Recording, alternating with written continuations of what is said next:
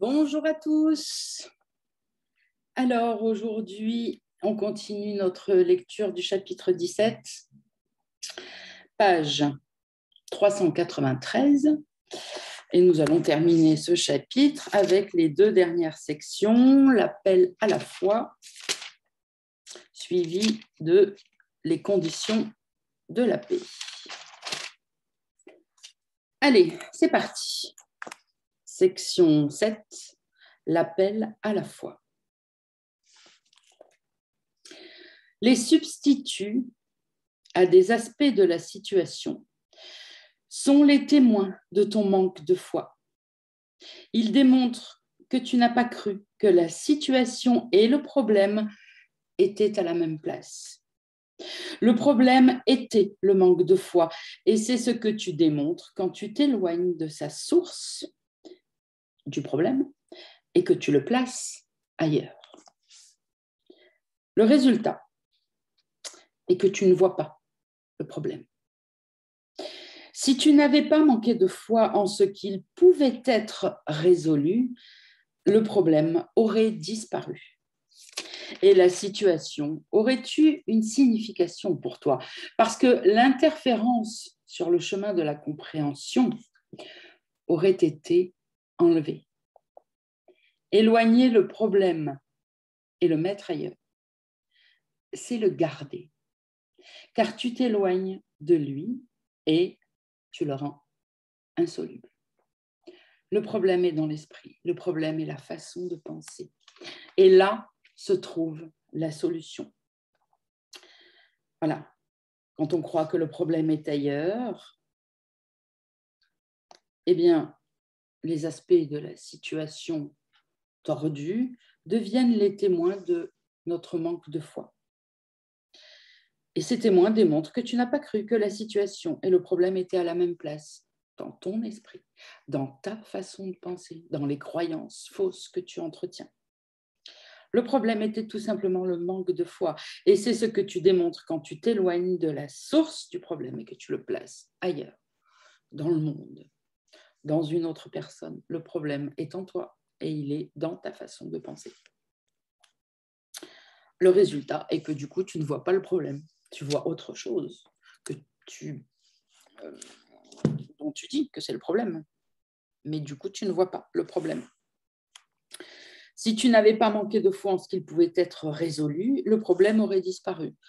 Et d'ailleurs, si on ne manquait pas de foi à croire que le Saint-Esprit peut tout régler, que la solution de Dieu donnée pour tous nos problèmes est la même solution, se pardonner de croire que les problèmes sont réels, qu'ils existent, puisque la seule chose qui est réelle, c'est Dieu, la perfection, l'amour, l'unité. Ok ? Eh bien, déjà, on n'essaierait pas de le résoudre par soi-même. Vouloir résoudre un problème par soi-même montre bien qu'on ne croit pas qu'il peut être résolu par Dieu et encore moins par le pardon. Quel rapport, hein, souvent, c'est ce qu'on pense. Quel rapport? Nous n'avons qu'un seul problème. Il se trouve dans nos pensées et la seule manière de résoudre tout ce qui semble être une multitude de problèmes, qui n'est que le même, se résout de la même façon. Par le pardon, par le souvenir que c'est une illusion, qu'elle ne peut pas nous atteindre, qu'elle n'a pas été créée par Dieu, etc., etc. Et donc, la situation aurait eu une signification pour toi, parce que l'interférence sur le chemin de la compréhension aurait été enlevée. La bonne compréhension aurait été OK. Donc, j'ai une croyance inconsciente qui me pilote, j'ai des pensées auxquelles je donne réalité, que je n'ai pas stoppées, que je n'ai pas pardonnées. OK ? Donc, du coup, je ne comprends plus rien à la situation. Je crois que les problèmes sont dans le monde. J'essaye de trouver des solutions dans le monde, etc. Et donc, on perd de vue. Voilà, et c'est ce qu'on appelle éloigner le problème et le mettre ailleurs. Et quand on fait ça, on le garde, le problème. Parce que le problème, je le redis, c'est la façon de penser, ce sont les croyances inconscientes que nous devons découvrir. Et quand on résout le problème là où il se trouve, le problème disparaît. Si on ne fait pas ça, on garde le problème, puisqu'on garde la façon de penser, on garde la croyance fausse, et il reviendra ailleurs, au même endroit ou à un autre endroit, il se multipliera, etc. Voilà, éloigner le problème et le mettre ailleurs, c'est le garder, car tu t'éloignes de lui et tu le rends insoluble. Il n'est pas de problème en n'importe quelle situation que la foi ne sache résoudre. Je l'ai déjà stabiloté, je vous invite à faire de même. Il n'est pas de problème en n'importe quelle situation que la foi ne sache résoudre. Il n'est pas de déplacement de n'importe quel aspect du problème qui ne rende la solution possible. C'est-à-dire qu'en gros, il nous dit, tu peux essayer de le déplacer, de le résoudre par toi-même, ça ne fonctionnera pas. Arrête de t'épuiser, de perdre ton temps. C'est insoluble, c'est impossible. Car si tu mets une partie du problème ailleurs, la signification du problème doit être perdue. Or, la solution du problème est inhérente à sa signification. Et encore une fois, la signification de tous les problèmes est « Ok, je pense de travers, j'ai une croyance fausse ». C'est toujours ça. Et c'est ce qu'il nous dit. Okay, si tu mets une partie du problème ailleurs, puis ça n'a rien à voir avec moi, ça n'a rien à voir avec ma façon de penser, ça n'a rien à voir avec mes croyances, la signification du problème est perdue. Toi, tu dis oui, ce problème arrive pour telle raison, parce que quand j'étais petite, parce que machin, parce que truc, parce que j'ai pas fait ça et du coup il se passe ça. Non. Le problème vient toujours de notre façon de penser, de nos croyances inconscientes fausses, qui n'ont pas été regardées en face avec le Saint-Esprit pour les dissoudre par le pardon. Ok ? Donc, car si tu mets une partie du problème ailleurs, la signification du problème doit être perdue. Or, la solution du problème est inhérente à sa signification. N'est-il pas possible que tous tes problèmes aient été résolus, mais que tu te sois éloigné de la solution ? Je vous invite à introspecter sur cette question que Jésus nous pose, puisque c'est une question que vous n'êtes sûrement jamais posée. N'est-il pas possible, envisage-le, n'est-il pas possible que tous tes problèmes aient été résolus, mais que toi, tu te sois éloigné de la solution ? Or, la foi doit être là où quelque chose a été fait et où tu vois que c'est fait. Une situation est une relation étant la jonction de pensées.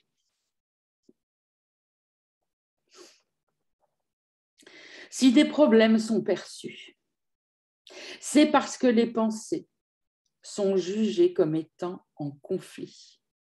Mais si le but est la vérité, cela est impossible que ça soit en conflit. OK ? Alors, une situation est une relation étant la jonction de pensées. Okay ? Si des problèmes sont perçus, donc si je vis des problèmes dans mon quotidien, comprenez-le ainsi. Si je vis des problèmes dans mon quotidien, je les perçois, j'en fais l'expérience, c'est parce que les pensées sont jugées comme étant en conflit. Mais si le but est la vérité, cela est impossible. Quelque idée de corps, donc, a dû rentrer, car les esprits ne peuvent pas attaquer. Les pensées de corps est signe de l'absence de foi, car les corps ne peuvent rien résoudre. Allez, un petit coup de stabilo, je ne l'avais pas fait sur celle-là.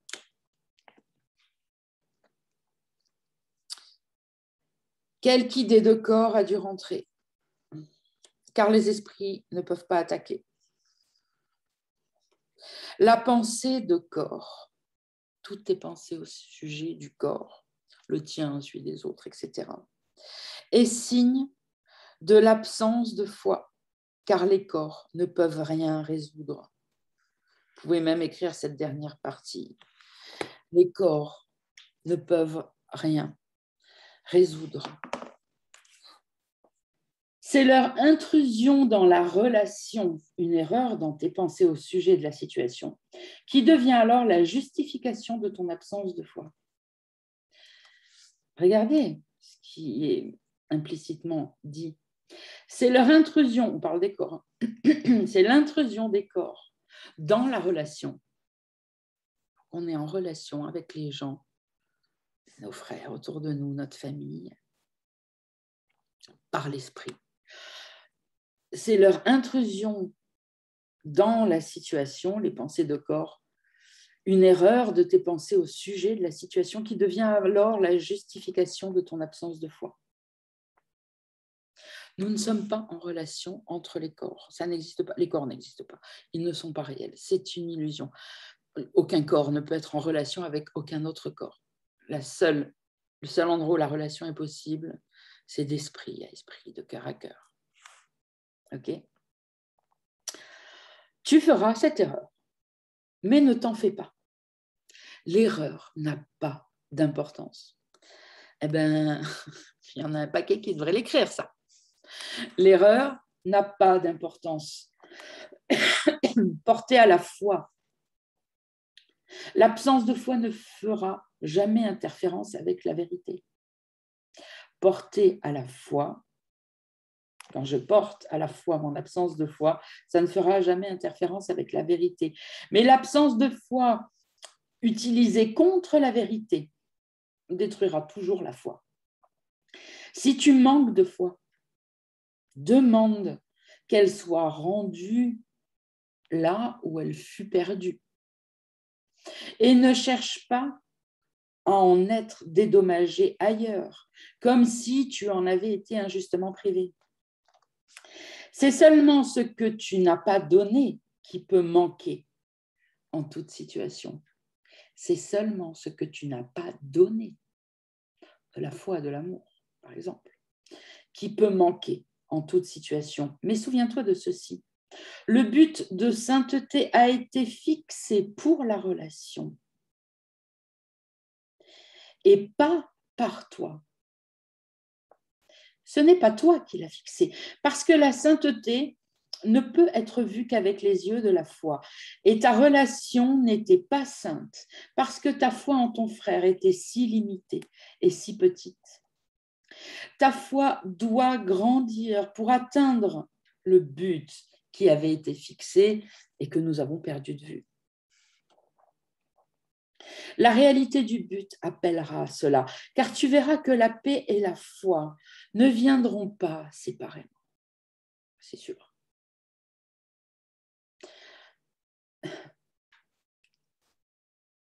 Se pardonner d'avoir cru en une illusion, c'est faire preuve de foi. C'est se souvenir que, eh oui, Dieu ne l'a pas créé, c'est pas possible. Donc j'arrête instantanément d'en souffrir, puisque si j'ai souffert d'une illusion, c'est que je vais donner ma foi. Le pardon est là pour se souvenir que, ah ben non, ben, j'ai mis ma foi au mauvais endroit, je rectifie maintenant. J'ai foi en Dieu, j'ai foi en son royaume, j'ai foi en sa toute-puissance. Donc rien ne peut m'atteindre. La réalité du but appellera cela, car tu verras que la paix et la foi ne viendront pas séparément. Donc la foi revient quand on se souvient, c'est ça le pardon, se souvenir de ce que nous avons oublié, se souvenir que rien n'est plus puissant que Dieu et la paix et le royaume.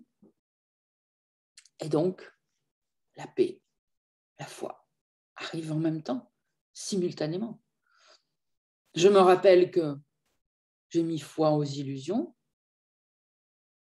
je change de choix, je change d'avis, je décide de mettre ma foi en Dieu, c'est ça le pardon, et la paix arrive tout de suite.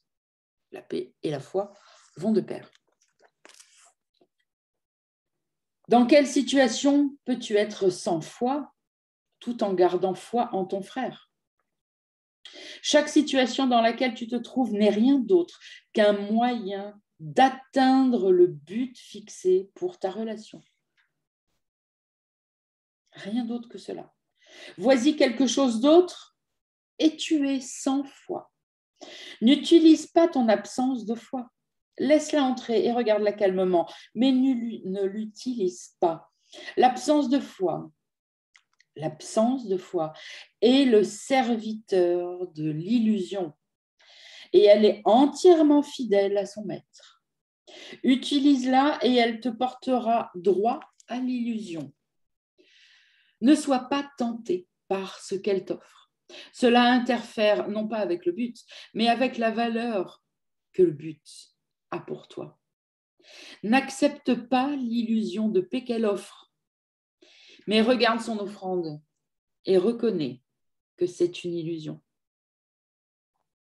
Le but d'illusion est aussi étroitement lié à l'absence de foi que la foi est liée à la vérité.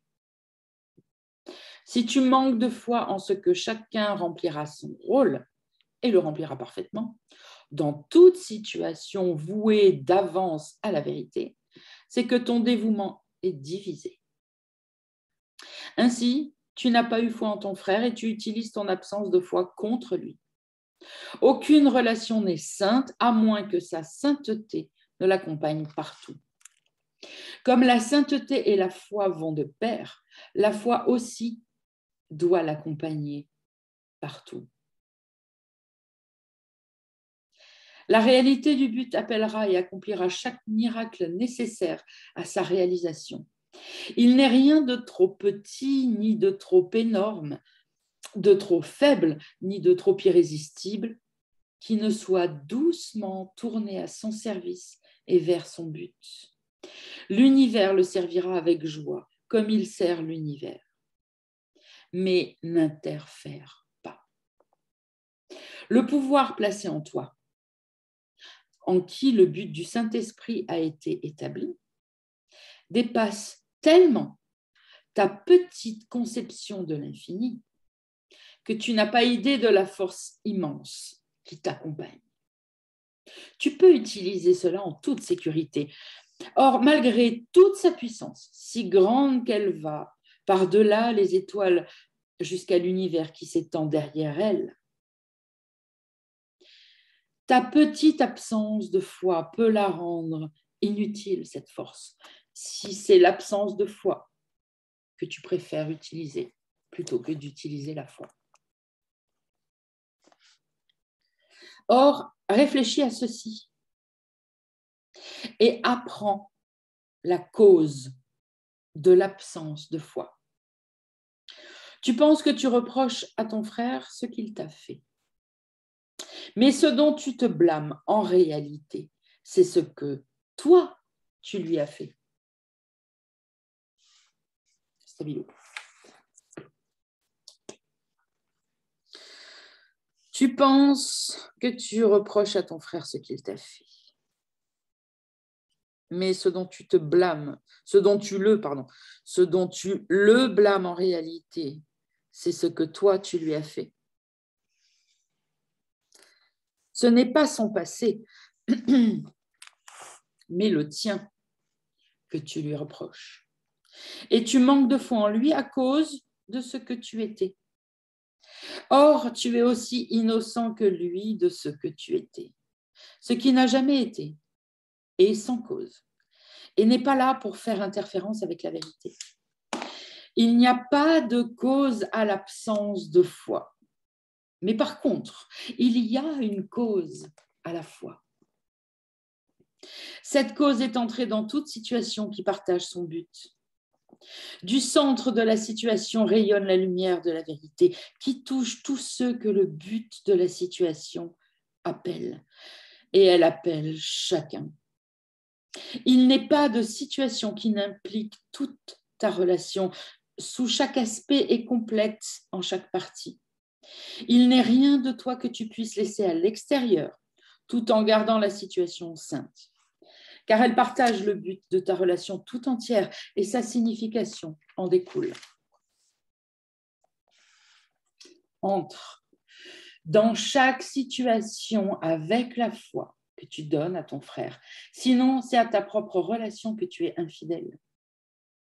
Ta foi appellera les autres à partager ton but, comme ce même but a appelé la foi en toi. Et tu verras les moyens que tu utilisais autrefois pour te conduire aux illusions, transformés en un moyen pour la vérité. La vérité appelle la foi, et la foi fait de la place pour la vérité. Quand le Saint-Esprit a changé le but de ta relation, en échangeant le tien de but contre le sien, le but qu'il y a placé s'est étendu à chaque situation dans laquelle tu entres ou entreras jamais. Quand le Saint-Esprit a changé le but de ta relation, en échangeant le tien de but contre le sien, le but qu'il y a placé. C'est étendu à chaque situation dans laquelle tu entres ou entreras jamais. Ainsi, chaque situation a été libérée du passé qui l'aurait rendu sans but. Tu appelles la foi à cause de celui qui marche avec toi dans toute situation. Tu n'es plus entièrement insane et tu n'es plus seul. Car la solitude en Dieu doit être un rêve. Ça ne peut pas être la réalité. Toi, dont la relation partage le but du Saint-Esprit, tu es mis à part de la solitude parce que la vérité est venue. Son appel à la foi est fort.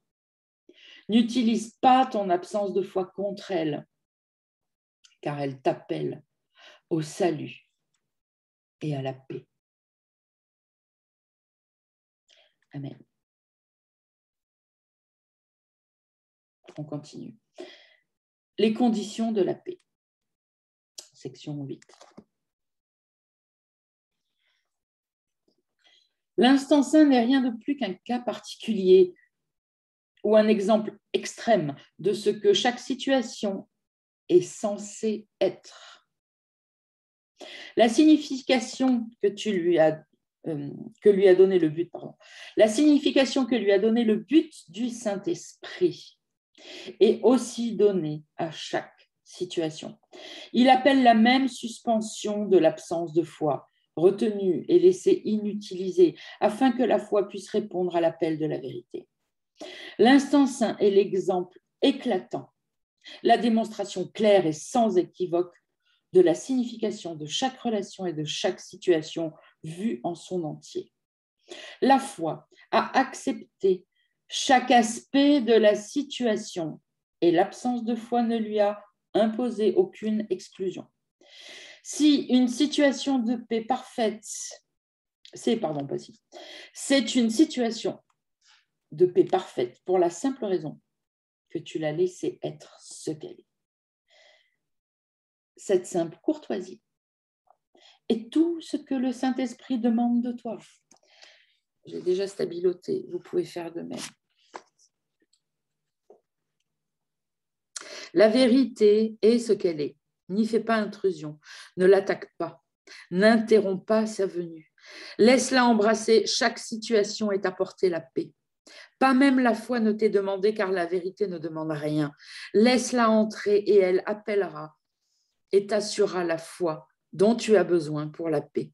Mais ne t'élève pas contre elle, car elle ne peut venir si tu t'y opposes. Bon, je voulais lire tout ça à la suite de la section précédente. Regardez, je ne sais pas si ça commence à prendre forme dans votre esprit.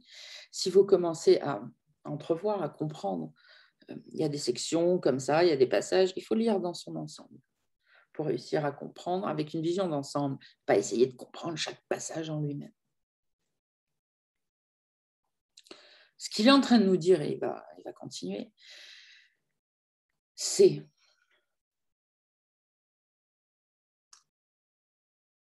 arrête de faire obstruction à la vérité en voulant constamment voir quelque chose, juger, tirer des conclusions, réfléchir, analyser pour essayer de comprendre ce que ça fait là, etc.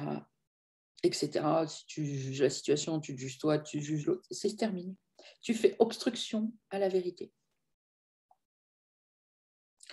Si tu es capable d'accepter dans ton cœur le message du courant miracle dans sa globalité, qui nous dit ce n'est qu'un rêve, tu n'es pas là, ça n'existe pas, ce monde n'est pas réel, rien n'est plus puissant que Dieu. Je ne sais pas comment tu as pu croire cette idée qui est passée dans ton esprit.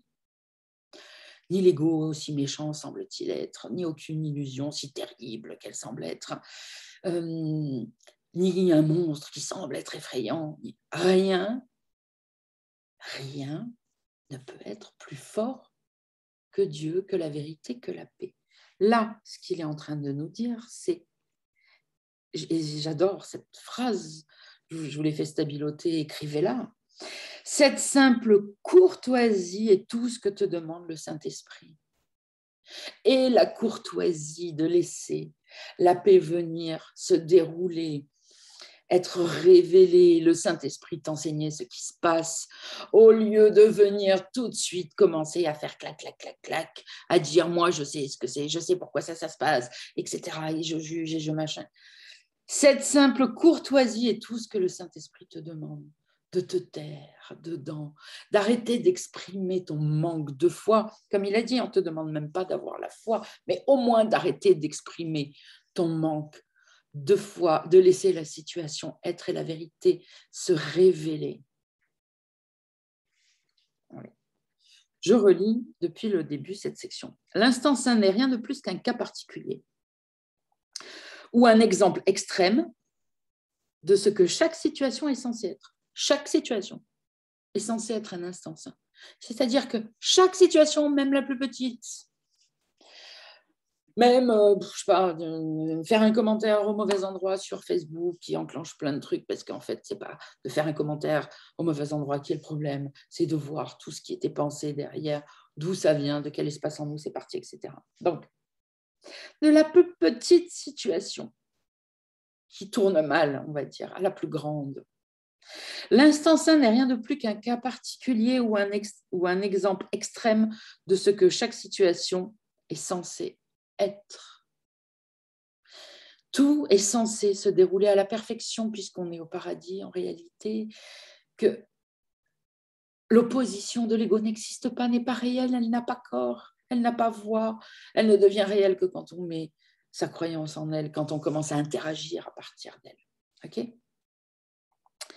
La signification que lui a donnée le but du Saint-Esprit est aussi donnée à chaque situation. Il appelle la même suspension de l'absence de foi retenue et laissée inutilisée afin que la foi puisse répondre à l'appel de la vérité. L'instant saint est l'exemple éclatant, la démonstration claire et sans équivoque de la signification comme ça, de la signification de chaque relation et de chaque situation vue en son entier. En plus, il faut comprendre qu'à chaque fois que quelque chose se passe et que c'est même pas fini peut-être de se passer, que déjà on est en train de juger, de blablater, de crier, de hurler, de pas être content, de pleurer, de s'exciter, on ne fait qu'essayer de réagir à un fragment de ce que l'on voit, de la perception qu'on a de la chose. On ne peut pas voir les situations dans leur ensemble. Okay. L'instant saint est l'exemple éclatant, la démonstration claire et sans équivoque de la signification de chaque relation et de chaque situation, c'est-à-dire de la signification du but qui a été donné. La signification, c'est le but, vu en son entier. La foi a accepté chaque aspect de la situation et l'absence de foi ne lui a imposé aucune exclusion. C'est une situation de paix parfaite pour la simple raison que tu l'as laissée être ce qu'elle est, au lieu de venir interférer. Okay. Cette simple courtoisie de laisser la situation de paix parfaite se révéler, être montrée, être révélée, voilà, tout simplement. C'est ça la simple courtoisie et c'est tout ce que le Saint-Esprit te demande. Il te demande d'arrêter de venir tirer des conclusions avant de lui avoir demandé, de l'avoir laissé même démontrer ce qu'est la réalité. Arrête de commencer à parler, à dire, à croire que tu sais et à dire il faut que je fasse ça et c'est ça et maintenant je veux faire ça et parce que c'est ça, le problème est là. Juste, n'interfère pas. Tais-toi, et quand je dis tais-toi, ce n'est pas forcément les mots. Hein, c'est tais-toi là, fais le calme. Ne sois vigilant que pour le royaume, ne cherche que la paix et la vérité dans chaque situation. Arrête de chercher à prouver que ça s'est mal passé, je le savais parce que de toute façon, rien, et puis stop, c'est ça qu'il nous dit. Regardez comme c'est grandiose quand même. C'est-à-dire, il ne nous demande même pas de faire un truc qui nous paraîtrait énorme. De toute façon, tant qu'on est identifié à l'ego, on ne croit pas du tout qu'on est le Christ. Et donc, soit on n'ose pas faire les trucs parce qu'on se sent indigne, soit de toute façon, on se dit, je ne sais pas, je vais faire une connerie. Il ne nous demande même pas d'agir. Il ne nous demande même pas, là, à ce moment-là, d'essayer de penser quoi que ce soit. Il nous demande juste de ne pas s'en mêler, de ne pas agir, de ne pas penser, de ne pas interférer. Ok ? Voilà. Cette simple courtoisie est tout ce que le Saint-Esprit demande de toi. Laisse la vérité être ce qu'elle est. N'y fais pas intrusion, ne l'attaque pas en commençant à dire « mais non, mais là, la vérité, c'est pas possible. Là, c'est l'attaque, là, c'est la tristesse, là, c'est la désolation. » N'interromps pas sa venue. Laisse-la embrasser. Chaque situation est apportée la paix. Pas même la foi ne t'est demandée, car la vérité ne demande rien, juste à être. Laisse-la entrer, la vérité, et elle appellera et t'assurera la foi dont tu as besoin pour la paix. Mais ne t'élève pas contre elle, car elle ne peut venir, la vérité, si tu t'y opposes. Si tu t'opposes à la vérité dans ton esprit, en blablatant, en croyant que tu as raison, tu t'opposes à elle, elle ne viendra pas parce que la paix ne vient, la vérité, la paix de toute façon, la vérité ne s'opposera jamais à la volonté du Fils de Dieu. Tu ne veux pas qu'elle vienne, tu ne veux pas ces témoins, tu préfères continuer à voir les témoins que la réalité n'est pas réelle, elle ne te forcera pas. Elle ne viendra pas à toi parce que tu la refuses. La vérité ne viendra que quand tu seras prête à l'accueillir, que tu seras prêt à la découvrir et que tu auras tout ouvert, tout lâché pour la laisser venir. S'il y a la moindre opposition, elle ne viendra pas, elle respectera ton choix de ne pas la chercher, mais de chercher autre chose, de chercher l'opposition. Voilà, mais ne t'élève pas contre elle, car elle ne peut venir si tu t'y opposes. N'aimerais-tu pas faire un instant saint de chaque situation? Et pas juste une fois de temps en temps, parce que évidemment, ça vous arrive, peut-être tu vois un petit coup. Ça vous arrive, ça vous a tous arrivé, peu importe où vous en êtes de votre étude. Vous en avez tous vécu des moments comme ça. N'aimerais-tu pas faire un instant saint de chaque situation? Car tel est le don de la foi, librement donné partout où l'absence de foi est mise de côté, inutilisée. Et alors le pouvoir du but du Saint-Esprit. Et alors le pouvoir du but du Saint-Esprit est libre d'être utilisé à la place.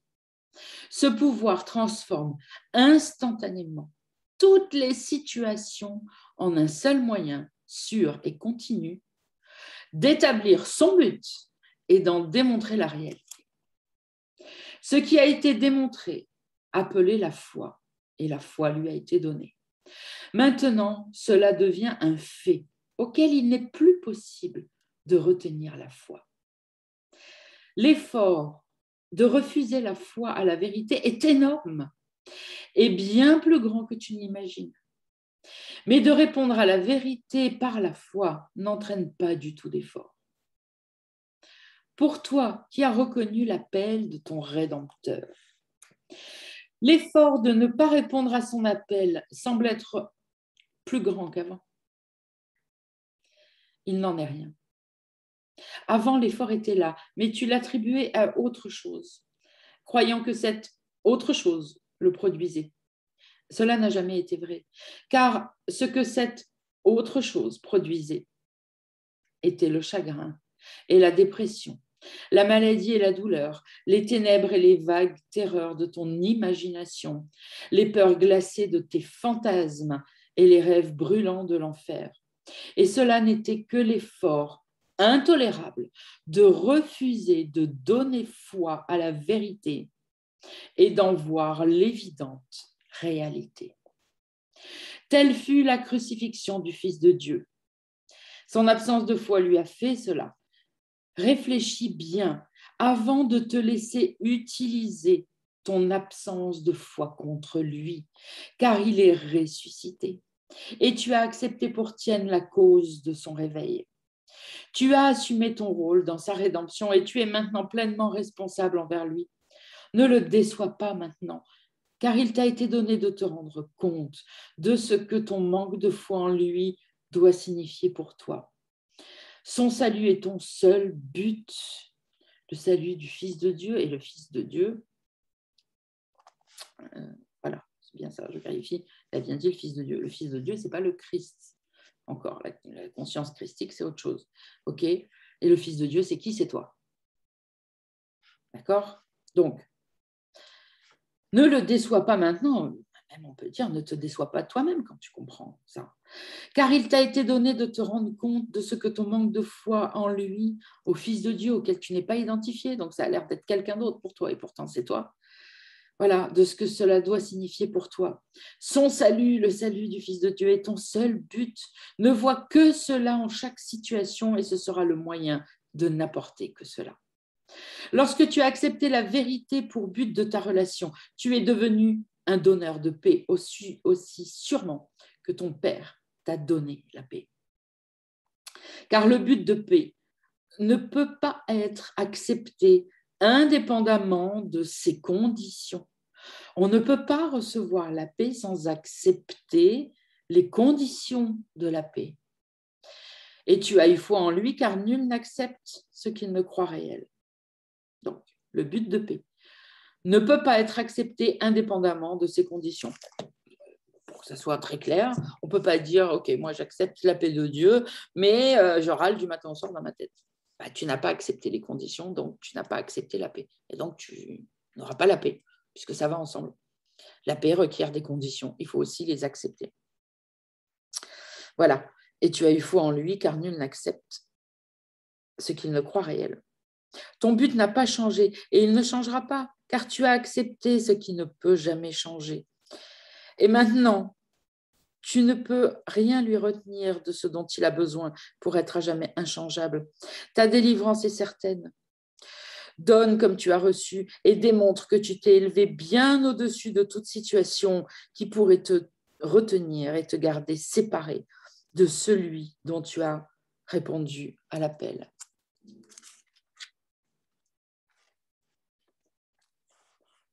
Quand il parle comme ça à ce temps-là, c'est qu'il nous dit, en fait, à partir du moment où tu as accepté, on part du principe que tu as accepté de mettre le but du Saint-Esprit à la place du tien.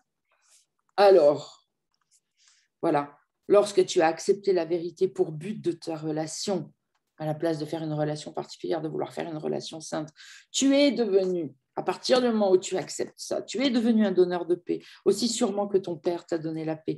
Car le but de paix ne peut pas être accepté indépendamment de ses conditions. Voilà.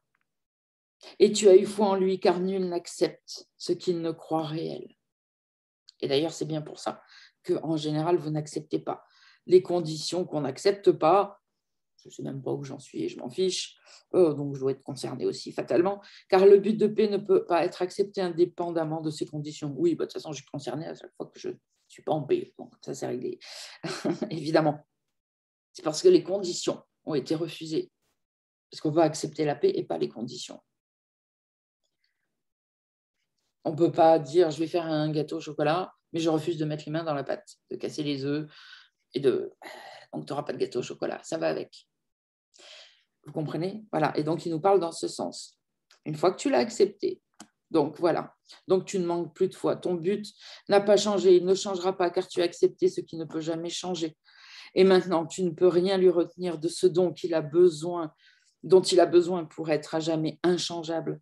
Ta délivrance est donc certaine. Donne comme tu as reçu et démontre que tu t'es élevé bien au-dessus de toute situation qui pourrait te retenir et te garder séparé de celui dont tu as répondu à l'appel. Voilà. On a terminé le chapitre 17.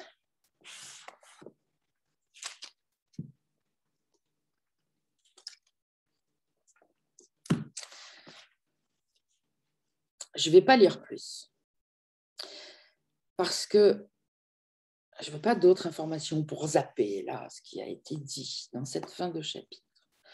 Vous aurez peut-être besoin de le relire. Je ne veux pas trop l'expliquer non plus parce que ce n'est pas mental, c'est dans le cœur. Si ça vous paraît incompréhensible, c'est parce que vous êtes en train d'essayer de réfléchir avec votre soi-disant intelligence mentale. Essayez de le comprendre avec le cœur. Regardez ce qu'il nous a dit, le truc central de cette lecture d'aujourd'hui. et qui est répétée sous maintes formes, mais là, elle est claire, c'est arrête, au moins arrête d'interférer avec le Saint-Esprit du matin au soir. Arrête d'interférer avec la vérité. Arrête de refuser que la vérité se manifeste, car elle ne te forcera pas. Si tu la refuses, elle attend que tu la réclames, que tu l'attendes, que tu la désires. Elle ne viendra pas à toi. Arrête d'interférer et ta vie va se transformer. Tes expériences vont se transformer. On en a parlé la dernière fois qu'on a fait une journée d'éveil sur comment communiquer avec le Saint-Esprit et à plein d'autres moments, mais je vous ai dit à propos de ça, le Saint-Esprit, on doit le découvrir et ça prend des années en fait de pratique. La vérité est à découvrir, le Saint-Esprit est à découvrir. Les concepts que vous pouvez en faire, les images, les imaginations que vous pouvez en faire ne peuvent qu'être tronquées, puisque jamais, jamais, jamais, votre mental ne pourra se faire la moindre idée de ce qu'est le Saint-Esprit. C'est impossible puisque le mental est son opposé du Saint-Esprit, de la vérité, de l'amour. Ce sont que des synonymes en fait. Il n'y a qu'une seule chose qui soit réelle. Et donc c'est même le synonyme de Dieu. Jamais le mental, la compréhension intellectuelle d'une lecture théorique, jamais elle ne pourra vous faire l'expérience de la vérité, de Dieu, d'une communication avec le Saint-Esprit, de l'amour, de rien, puisque jamais elle ne pourra le comprendre, votre compréhension intellectuelle. C'est l'opposé. C'est-à-dire que j'ai envie de dire, ok, en vous, c'est la seule chose qui ne peut pas comprendre Dieu, le Saint-Esprit, le message du courant miracle, la paix. Et c'est pourtant uniquement par là que vous essayez de l'attraper. Ça ne peut pas, ça ne pourra jamais être compris intellectuellement. Et on ne pourra pas en faire l'expérience tant qu'on n'apprend pas à se taire, à arrêter de parler pendant des heures, à arrêter d'écrire pendant des heures pour dire j'ai vu ça, il s'est passé ça, il a dit ça, j'ai compris ça. Ce n'est que dans une volonté de faire un pas en arrière, de se taire, d'être humble, d'avoir la courtoisie de laisser le Saint-Esprit passer devant, la vérité passer devant, être dans l'état d'esprit d'un enfant qui veut découvrir la vérité, qui ne sait rien, qui ne cherche même pas à essayer de réfléchir à des trucs. Il a 5 ans, il ne sait rien. Et qui attend l'instant saint, le miracle, et qui peut comprendre qu'il en fera l'expérience parce que justement, il n'a rien imaginé, il n'a rien pensé, il n'a rien conclu de rien. Il est vierge de tout. Et c'est la seule façon, il n'y en a pas d'autre, de découvrir que d'un seul coup, la vérité va se révéler, l'instant saint va se produire, l'amour va surgir, le vrai, et quand vous allez être en contact avec lui, même un petit instant, vous allez comprendre que tout ce que vous avez cru être de l'amour, ça n'en était pas du tout. Et que ça n'a tellement rien à voir même avec l'amour qui a l'air le plus profond ici sur Terre. Vous ne pouvez pas anticiper la vérité, le Saint-Esprit, Dieu, en parlant, en y pensant, en s'en faisant des images et le rencontrer dans votre cœur et rencontrer la vérité dans votre cœur, Dieu, le Saint-Esprit. Encore une fois, ce sont des synonymes. Il faut s'attendre à rien.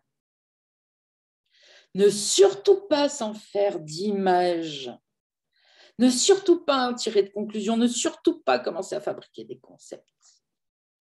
Être dans une volonté de découverte. La seule chose que l'on sait dans notre cœur, c'est que ça sera merveilleux. Et même le jour où vous en ferez l'expérience, si vous faites comme ça et que vous n'interférez pas, ça sera très difficile. Vous aurez envie d'en parler, de cette expérience, de la partager. Ça sera extrêmement difficile de trouver des mots. Les mots sont de l'ego. Aucun mot ne peut expliquer ça. Aucun. Alors arrêtez de remplir votre tête de mots, de concepts, d'imagination et de partir dans des imaginations débordantes. L'imagination est de l'ego. Les concepts sont de l'ego, les mots sont de l'ego, les pensées sont de l'ego, les croyances, j'ai compris, je tire des conclusions, tout ça c'est de l'ego.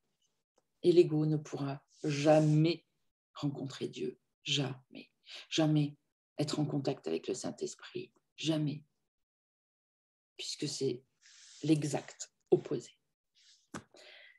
Ok, voilà. Restez avec tout ça jusqu'à la prochaine lecture. Faites descendre dans votre cœur. Priez à genoux. Vous savez comment on faisait avant? Le soir, mettez-vous à genoux au pied de votre lit. Vous pouvez le faire le matin aussi. Pour se mettre en humilité. Pour prier vraiment avec le cœur ouvert. Et demander au Saint-Esprit de comprendre tout ça avec le cœur. D'en faire l'expérience. De vous en souvenir tout au long de la journée, à chaque fois que le blablabla va revenir.